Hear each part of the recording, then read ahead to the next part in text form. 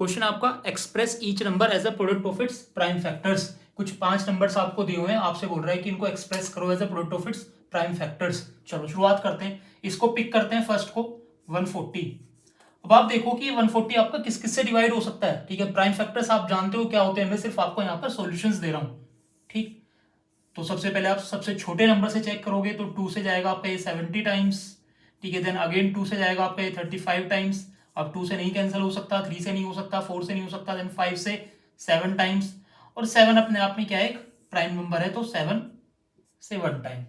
सो अगर आप देखो, सो 140 को आप कैसे लिख सकते हो, 2 × 2 × 5 × 7। यही है आपका expression as a product of its prime factors, कि ये सब क्या है, इसके फैक्टर्स हैं और सिर्फ प्राइम है।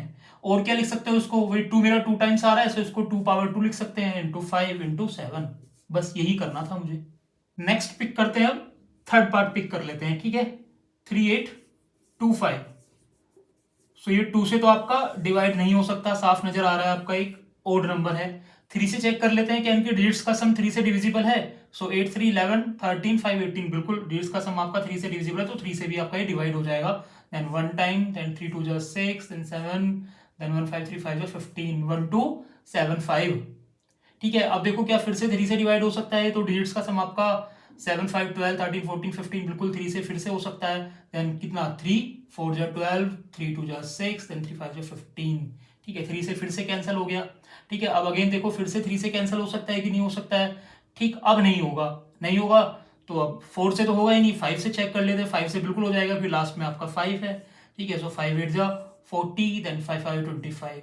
अगेन फिर से 5 से होगा। ठीक है, 17 टाइम्स, 17 की टेबल में 5 से 85 आता है।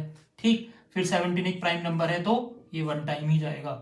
तो आप देखो 3825 के जो प्राइम फैक्टर्स हैं वो आपको क्या मिले, 3 मिला आपका 2 टाइम्स, तो इसको 3 की पावर 2 लिख लेते हैं। इनटू में 5 मिला आपको 2 टाइम्स, तो इसको 5 की पावर 2 लिख लेते हैं, और इनटू में 17।